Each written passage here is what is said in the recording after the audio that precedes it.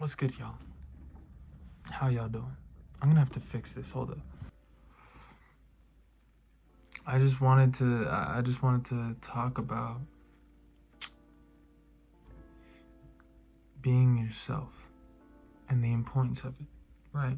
Because being yourself is so freeing. It's so energizing. You have like this sort of like energy field around you that brings the people that you didn't even know you wanted into your life. You know what I'm saying? It's just genuinely like one of the greatest things and feelings ever. I was a really energetic and hyperactive kid when I was really little, right? And a lot of the time I would act out in class and just like in general to kind of make others laugh, because that's what I like to do. That was all I wanted to do. I like to make others laugh, and that's good. That's a good thing. But I would go above and beyond for it, and there's nothing wrong with trying. That's not what I'm saying. But I would kind of like not be myself, if that makes sense. Like I would just genuinely begin to lose sight of who I was as a person because I was a people pleaser.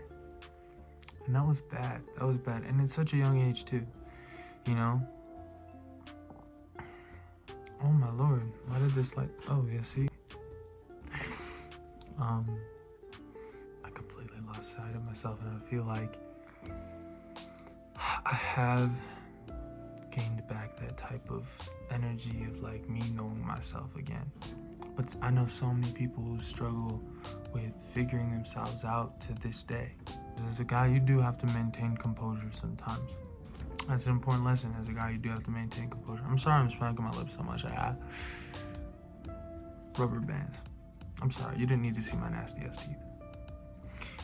I know so many people, like I was saying, I know so many people in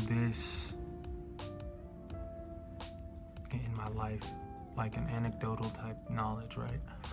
I know so many people in my life right now who are struggling with showing who they really are as a person. But it is so important and it is so crucial to be yourself. You know what I'm saying? And yeah, you can pick up little things from this person, you can pick up little things from this person, and that does make up who you are.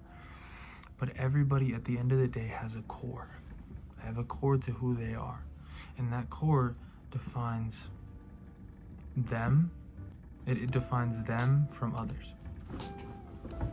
You know?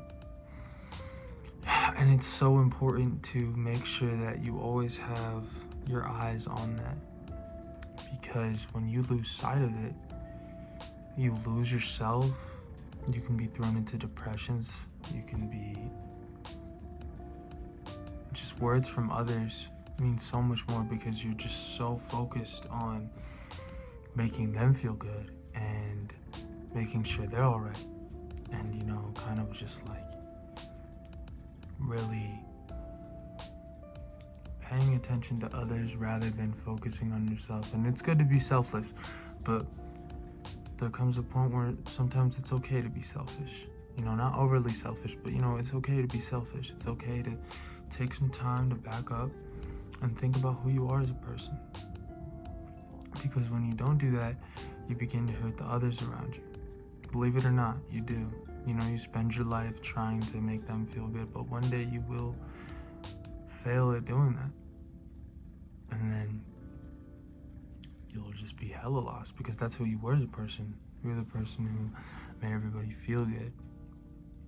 And you failed at it. Why? And I can tell you why, because that's not who you are as a person. It's good. It's good to make others feel good. It's fun to make others feel good. That's some good oxytocin. But you still have to know who you are. And if you're currently in the stage where you're being a people pleaser and you're making sure everybody else around you is doing better than you are, then I want you to really sit down with yourself and question, am I okay with being alone? Am I okay with being with myself? Because if you're not okay with being with yourself, that's who you're with for the rest of your life. You know what I'm saying? You gotta find that self-love. And I think that's what a lot of it is rooted in. When you lose sight of yourself, it also means that you also lose your own self-love and your own self-value, you know? And that happens a lot in relationships too, you know? You're like thinking, oh, this person's so great, and oh, this person's so amazing. And I'll give you an example as to how it can hurt the others around you. I'll show you it right now. You're thinking, oh, this person's so great, you know? You start to lose that kind of self-respect and self-love that you have for yourself. And so little by little, it's being like more important than your goals in life, than your family. And it doesn't apply to everybody, but if you feel this, then you know what I'm saying? If she starts becoming so great to you, all of the little things that she does that you didn't quite notice before are, I mean, you're going to notice them now. And they're going to annoy you so much, and you're going to be nitpicky about it. You're going to be picking at your partner, and that's not okay. You know, this is just one example, but it does happen. It actually happened to me a couple of times. And there's other ways to let people down like that too. It's a whole other story. It's crazy. It's like a roller coaster. So many bad things can happen from that. And if so many bad things can happen from that, right, you'd have to assume that being yourself, so many bad things can happen from it as well. And yeah, being yourself, a lot of bad things will happen from it. I mean, you may lose friends.